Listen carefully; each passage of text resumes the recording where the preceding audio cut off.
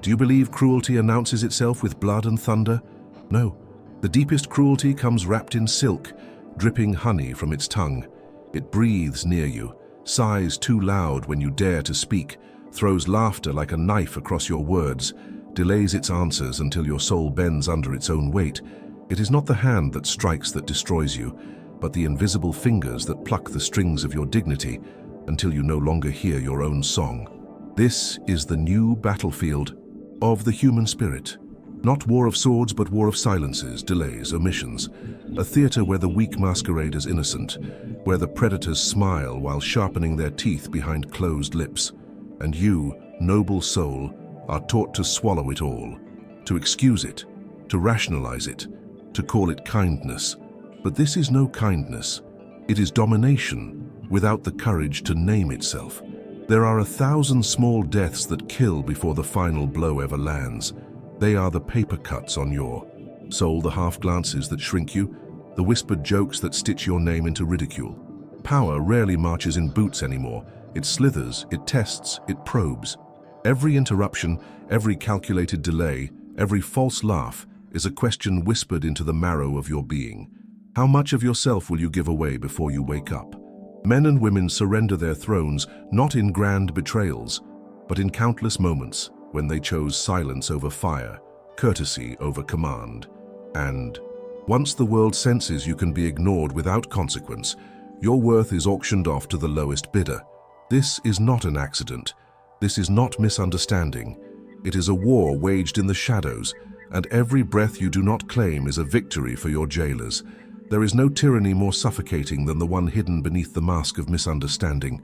They hear your words, sharp and clear, yet feign confusion, force you to repeat, to circle back, to twist your own tongue until you know. Longer sound like truth, but like pleading. This is no accident of intellect. It is the deliberate forging of chains made of doubt.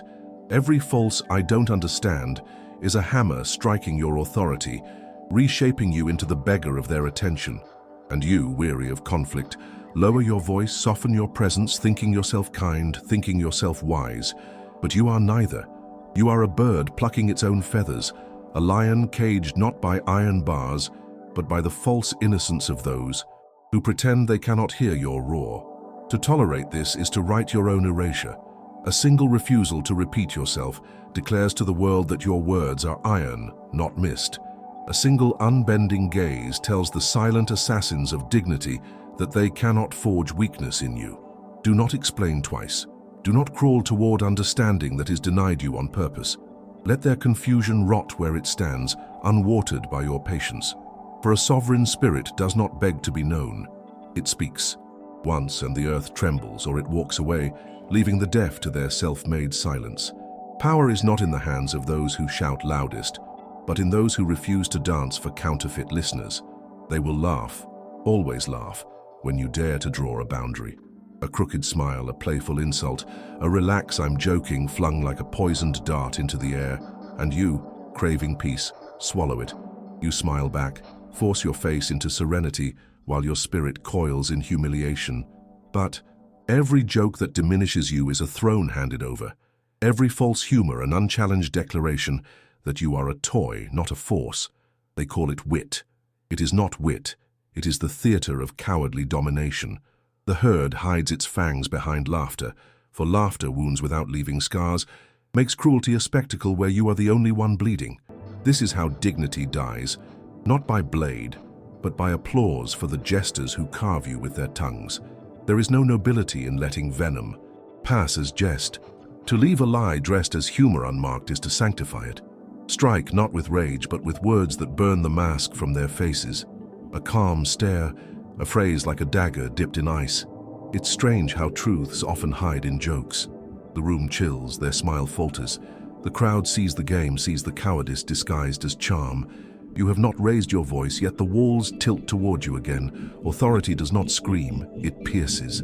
A single line of steel is enough to remind the room that your name is not clay to be molded in their mockery. It is stone and it cuts back. Time is a weapon in the hands of those who dare to waste yours. They respond to others with fire, to you with ash and delay. They vanish when you reach out, appear only when their hunger calls. leave you stranded in the purgatory of unanswered words, and you excuse it. You call it busyness, distraction, chance. It is not chance. It is a verdict. Every second they steal without consequence etches your name lower on the invisible hierarchy of worth. Time is a mirror of power. Who waits for whom? Who bends their life to another's clock? When you accept the role of the one who waits, you kneel without even knowing it. But the sovereign spirit does not kneel. Withdraw your presence, erase your availability like a tide retreating from unworthy shores. Do not beg for replies, do not fill silences with offerings of your patience. Let absence roar louder than your words ever could. Let them. Taste the void where your warmth once lingered. If they value you, the echo of your withdrawal will shake them awake. If they do not, you have seen their measure and spared yourself the slow erosion of a soul traded for crumbs of attention. A free being does not chase recognition. It stands radiant and undeniable, and time itself bows or breaks. Beware the hands that stroke your face while tying knots around your throat. The friendly saboteur speaks in honeyed tones, offers praise like a drug, then plants doubt like a weed in your heart. They call you brilliant but whisper that you dream too big. They celebrate your fire, then warn you not to burn too brightly. This is not care. It is fear, disguised as affection, envy draped in kindness. They do not strike you openly. They feed you the slow poison of self-doubt until you bow your head willingly, believing the cage they built was of your own making. Cutting such threads does not always demand a sword. It demands the cold precision of distance, the strategic withdrawal of trust. Let them applaud a version of you they can no longer touch. Stop feeding them the sacred fragments of your ambition. Stop handing them the map to your spirit's throne. Smile, nod, but lock the gates behind your eyes. There is no greater rebellion than starving the parasites of influence that drink your strength drop by drop. Your sovereignty begins where their whispers die unheard, where their masked concern withers under the heat of your silent defiance. Every room you enter is a battlefield, though no one names it so. Eyes measure you, tones test you, silences weigh your worth. The war for respect is fought not in loud declarations, but in the thousand subtle ways others probe your borders. A glance that lingers too long, a laugh that cuts too deep, a pause designed to shrink your presence. They are not accidents. They are questions carved into the air. How far can I push before you burn? Those who never answer with fire are consumed, slowly, devoured by 1,000 invisible mouths until they vanish from their own story, a ghost haunting their own life. Power begins not with conquest of others, but with the refusal to let them conquer the terms of your being. Every act of quiet disrespect you allow without consequence is a signature on the contract of your diminishment. A king who ignores the cracks in his castle wall will one day be buried under its ruin, yet most souls call this patience, call it kindness. They bow before the unspoken rules of comfort and belonging, believing civility will buy them safety. But civility is the tax the powerless pay to remain unseen. Only those who dare to mark the line to make consequence felt even in silence carve a realm where their spirit cannot be trespassed. They tell you strength is loud, that authority roars, that to command is to dominate with force and spectacle. But this is the delusion of the herd, mistaking noise for power, mistaking fear for reverence. True command is quieter than breath, colder than stone. It does not beg, does not argue, does not shout. It bends the air by existing, by radiating a certainty that unsettles the fragile egos circling it. A single gaze, unwavering and sharp, can disarm an entire crowd more than 1,000 angry words. This is the throne built not on sand but on silence and consequence. Every soul who rises to this height has died first as the pleasant one, the agreeable servant, the easy friend, the safe companion. They praised you for being quiet, compliant, gentle, but their praise was a leash, a command to never grow teeth, to never burn brighter than their comfort could endure. To break this spell is to kill that version of yourself they loved, not with violence, but with the unshakable decision to no longer trade your depth for their approval. And when you stand unbound, the false lovers call you changed, difficult, dangerous. Let them. A spirit that never unsettles the small-minded was never truly alive. Respect is not gifted, nor begged, nor bargained for. It is carved into the bones of the moment by the one who refuses to let another soul trespass unmarked. The smallest insult tolerated is the seed of a greater betrayal. They test you with whispers before they dare scream, with glances before they dare strike. And every time you let the whisper go unanswered, every time you swallow the sting of their laughter, you tell them, "My borders are made of smoke." Powerless men are not stripped of their crowns. They hand them away piece by piece, smile by smile, compromise by compromise, until their own silence testifies against them. But you are not here to be consumed. You are here to make the air itself remember your name. Do not punish loudly, punish inevitably. Withdraw warmth, withdraw access, withdraw the oxygen of your attention until they choke on their own presumption. Let your presence become a consequence, not a privilege. Let every interaction with you carry the weight of cost, so that those who once toyed with your worth begin to tremble before they even dare reach for it again. Fear is crude, love is fleeting, but respect rooted in consequence is eternal. This is the foundation of the untouchable spirit, the one who rules not by decree but by the laws others learn, one brutal moment at a time. There is a cruel brilliance in the way the world conspires to make you small without a single open strike. They do not challenge you. They erase you. They do not attack. They pretend you're not worth the blow. They laugh louder when you falter, trade secret glances when you speak, weave a web of collective minimization that makes you question not them, but yourself. This is the perfect tyranny, for it enslaves without chains, cages without walls, and those who endure it silently, hoping one day to be acknowledged, die slowly under the weight of their own unclaimed power. The herd feeds on those who refuse to mark their own sacred ground. But the free spirit bends the game itself. When the pack closes in, when the murmurs rise and your worth is treated as a joke, you answer not with begging, not with fury, but with mastery. You bring proof the world cannot ignore, a triumph too large to be buried, a result too sharp to be dulled by their whispers. You make your name echo in halls where their mockery holds no currency. And when the gravity of your being tilts the room back toward you, they are left exposed as envious, not clever, as petty, not powerful. The untamed soul does not demand their respect. It makes disrespect impossible to sustain. There comes a point where words no longer serve, where no argument, no plea, no explanation can reclaim what you have allowed others to gnaw from your soul. Authority must be felt, not spoken. The room must breathe differently when you enter, as though the air remembers a law older than their games. This presence is not given to you. It is forged in the furnace of every moment you refuse to be. Diminished every time you met mockery with ice, every time you let absence speak louder than 1,000 justifications. The untouchable spirit does not compete for space. It becomes space, and lesser wills orbit it, unable to tarnish what will not bend. And yet, even at this height, there will be those who attempt the final, most insidious theft, the theft of your definition. They will praise you for traits you have outgrown, crown you with names meant to keep you small. The kind one, the quiet one, the harmless one.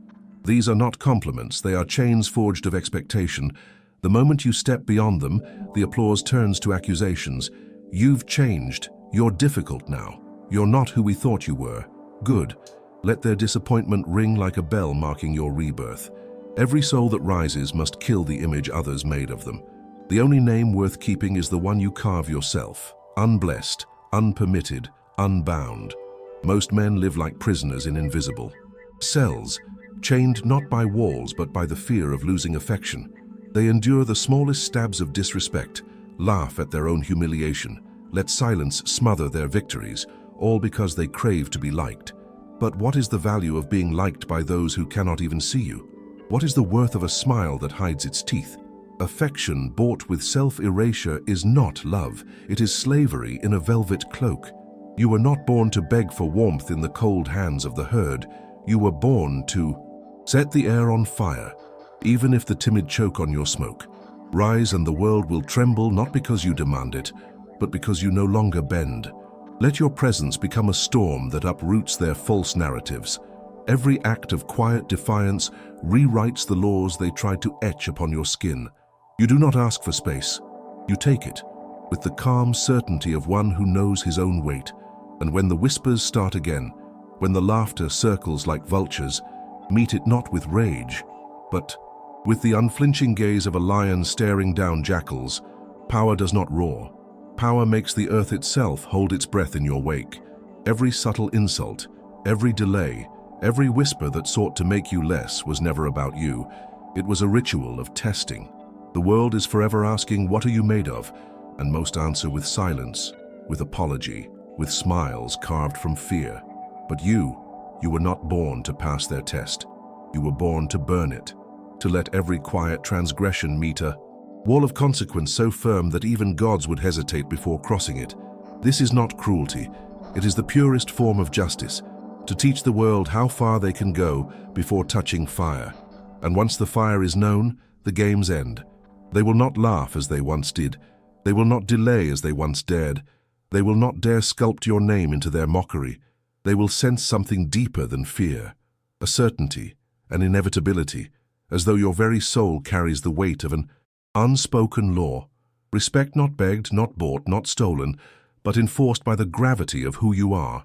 This is the throne the untouchable spirit builds, not with words, not with crowns, but with the relentless refusal to be anything less than sovereign over its own breath. The greatest mistake of the meek is believing that disrespect fades if ignored. It does not fade. It festers. The unmarked insult breeds bolder hands, sharper tongues, heavier boots, stomping across the altar of your dignity. And once they have learned you will not answer, they will make you the stage for their cowardice, building thrones of mockery on your silence. The world does not grant respect to those who endure. It feeds on them, gorges itself on their stillness, until there is nothing left but a hollow name and a broken gaze staring back in the mirror. There is no nobility in submission disguised as grace. The sovereign spirit learns this truth in blood and fire. Consequence is the only language power understands. Speak it without shouting. Deliver it without ceremony. When they delay, vanish from their horizon. When they laugh, slice through the air with a single word that exposes their cowardice. When they withhold recognition, amplify your own light until their shadowed silence becomes their own humiliation. You are not here to fight for scraps of regard. You are here to make the ground beneath their games quake, to write into their very bones the law that your worth is untouchable, that every trespass will be felt, not forgotten. There is a quiet terror that settles over a room when true authority walks in. Not the false command of loud men desperate to be obeyed, but the unshakable force of one who cannot be diminished. It is not fear of punishment. It is fear of consequence, of being measured and found small in the eyes of one who needs no validation to reign. This is the highest form of power, not the roar of a tyrant, but the silent question every soul asks themselves in your presence. Do I dare cross this one? And when the answer trembles inside them, you have already conquered without lifting a hand. But to reach this state, you must crucify the weaker self the world trained you to be. The self that laughed at its own wounds to keep the peace. The self that waited endlessly for crumbs of attention. The self that bowed its head in the face of mockery, praying that kindness would return respect. That self must die screaming, its ashes scattered on the winds of your new resolve. In its place rises a being that no longer asks, no longer pleads, no longer bends. A being that sets terms like iron pillars in the ground and lets the world break against them. This is the birth of the untouchable. The untouchable does not scream for reverence, nor bargain for space in the hearts of others. It stands like a mountain carved by storms, unmoved by whispers, unbroken by glances meant to reduce it. The world may test, may prod, may launch its 1,000 paper cuts, but every strike, fine stone, every jest dies against the wall of your unshaken presence. This is not armor built overnight. It is the scarred testament of every betrayal, every delay, every false smile you have turned into fuel. You are not feared because you demand it. You are feared because they cannot imagine your fall, because you no longer live where their games have meaning. And this is the final truth, carved by fire into the bones of power. The smallest insult permitted becomes the greatest betrayal invited. Never let it pass. Never allow the sly mockery, the selective silence, the false praise to go unanswered, not with rage but with consequence. Withdraw, mark, expose, and the world learns its place around you. They stop testing not because they adore you, not because they fear your vengeance, but because they feel deep in their marrow that your worth is beyond touch, beyond question, beyond theft. This is the law of the sovereign soul. You do not rise to command respect. You become the ground on which respect is the only way to stand. The final war is not fought with others, but within. The war against the part of you that still craves permission to exist fully, that waits for applause before roaring, that needs soft hands to feel worthy of standing tall. This is the last prison, built not of bars but of yearning. Break it, and you will know what true sovereignty feels like. The weight of your own being pressing outward, undeniable, impossible to ignore. Respect no longer. It becomes something you hunt or defend. It becomes the natural law of your presence, like gravity, like the sun that burns and does not apologize for burning. From this height, games of power reveal themselves for what they are, desperate dances of the weak, trying to anchor you in their smallness. They laugh, they delay, they deny, they whisper, they cage with praise, all attempts to bend you toward a lesser shape. But the unbound spirit bends for no one. It watches, measures, and in silence dictates the rules without speaking them. Every look, every pause, every deliberate absence says, I am not here to be liked, I am here to be inevitable. And inevitability is the one force even tyrants bow before. So mark this law in your marrow. The one who builds their throne on silence and consequence never needs to defend it. Let others chase approval. Let them trade dignity for belonging. Let them drown in the comfort of being small. You were not born for that pitiful exchange. You were born to burn boundaries, to carve respect into the air itself, to make the world think twice before it dares test you again. Power does not roar. Power does not plead. Power stands. And when they try the last subtle theft, the final mocking smile, the withheld recognition, the cage of faint praise, meet it with the stillness of a God who has nothing left to prove. Let them taste the frost of your gaze, the emptiness of your withdrawal, the weight of a presence that does not bend. In that moment, they will understand what Machiavelli only hinted at, what Nietzsche carved into the marrow of the free spirit. It is not better to be feared than loved. It is better to be untouchable, to reign not by force or charm, but by being a law unto yourself, unbreakable, undeniable, eternal.